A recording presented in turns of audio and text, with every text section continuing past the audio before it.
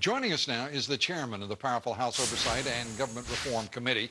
He is Congressman Darrell Issa. Congressman, great to have you with us. We have a great deal, obviously, to talk about. You have said that you're going to look into this administration's green energy program. That incorporates, of course, Solyndra and that $500 million debacle.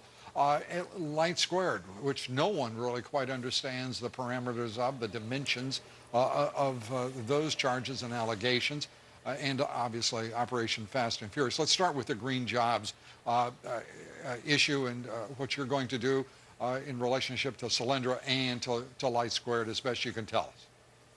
Well, Lou, I think the important thing is tomorrow we're going to have what is part of our continued monitoring of all the green spent and no jobs created.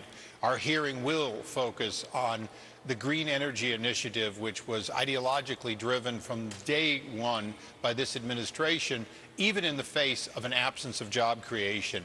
Obviously, it's easy to focus and important to focus on a major bankruptcy and $500 million lost. But understand, in stimulus alone, we have about $90 billion, meaning 180 times as much money in peril that we're looking at tomorrow, where so much green is being spent, so few permanent jobs ever created, because this is an agenda not about low-cost, clean fuel going to job creators. Rather, it's about an agenda of trying to make something happen, even if, in fact, it doesn't pencil out now or in the near-term future. A lot of people talking, if you don't mind, about green jobs, and they talk about it like Apollo.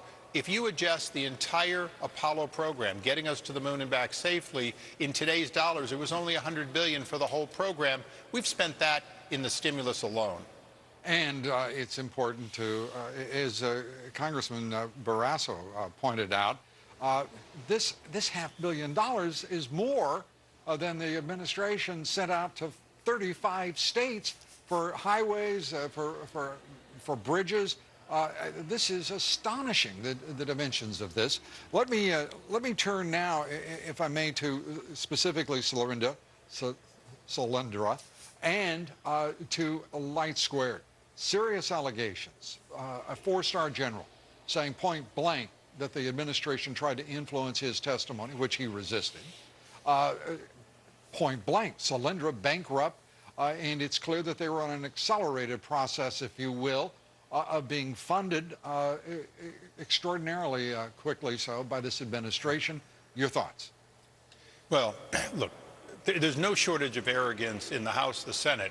But in this case, the administration broke rules repeatedly. They broke long precedents in Fast and Furious, and Brian Terry is dead as a result.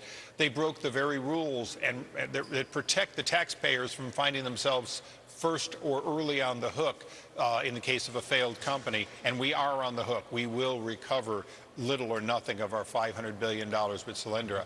In the case of Light Square, I think this is particularly important. We want the truth to Congress. We want the truth to the American people. Then we can have a decision about what to do. But if we can't get the facts fairly and it compromises national security, we have a deeper problem than the other two, as important as they are.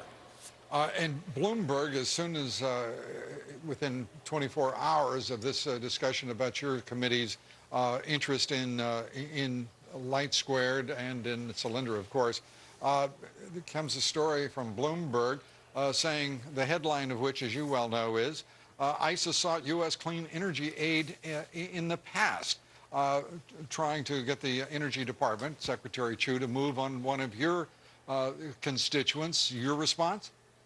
Well, first of all, we sent a letter because they had not been considered, they hadn't been given an answer, and the time was dragging on. How long? I believe it was more than 6 months of non-decision, and we were looking for that. But understand, I think members of Congress in the past have, in fact, lobbied for what they thought was right. We lobbied the previous administration. I was very involved in trying to help us restart our nuclear development so we could get zero emissions energy. It's fine to have a view. It's fine to let that be known. But we have processes that have to be protected. That's what our committee is looking at. Not did people want something, but did they shortcut the protections for the American people and their money? More importantly, Did they break things in secret? In the case of Fast and Furious, Lou, as you know, this was kept from their very own agents. This was kept from the U.S. ambassador in Mexico City. The Attorney General of Mexico has called this a betrayal, and it's going to hurt our ability to get help in fighting drugs. The point of this investigation is find out where they broke the process. We already knew they had an ideological bent. That's okay, but it's not okay to break the rules and have the American people pay for it, or Brian Terry pay for it with his life. Are you confident that we're going to get the answers from this administration?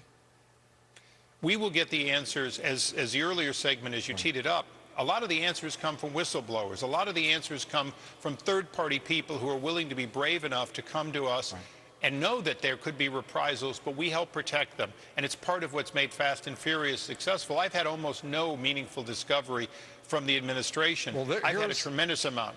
Here's your most recent effort, the letter by you and Senator Chuck Grassley to Cynthia Snetter, who is the acting inspector general of the Department of Justice, asking why in the world these audio tapes were turned over to the very people who you're investigating. You've asked for an answer within a week. What do you think happens? Well, I look forward to the answer, and if there's some answer that I just don't understand, fine. But so far, they've implied that they're doing it based on Brady rules, implied that they have to do it.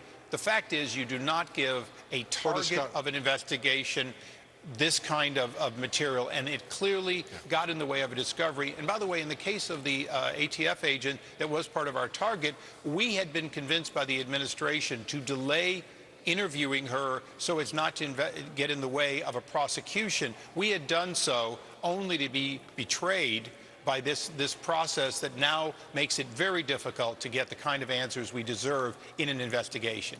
This is now fully foursquare a confrontation between the United States Congress and the executive in the case of Operation Fast and Furious. What is the next step? Well, we'll take it step by step. In the case of this, quite frankly, you saw that we were able to get the cases transferred to San Diego, get it out of the people who are part of the problem. It appears as though we could have the same... that the U.S. attorney in Phoenix, which was the location of this, has resigned. And additionally, the assistant U.S. attorneys that were also part of this process are not going to work on the case.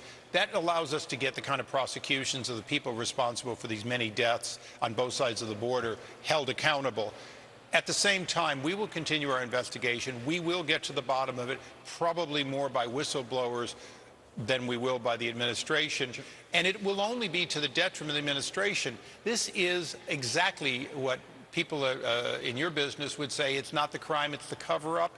We're shocked that it's become the cover-up rather than the admission that this was indefensible long ago. Senator Grassley should have gotten answers early on. Instead, there was a concerted effort to delay or deter him. And when we got involved, to a great extent, we were getting involved because Senator Grassley had been snubbed by the administration and would have continued to be. That's not the America that any of us want, whether you're a Republican or a Democrat.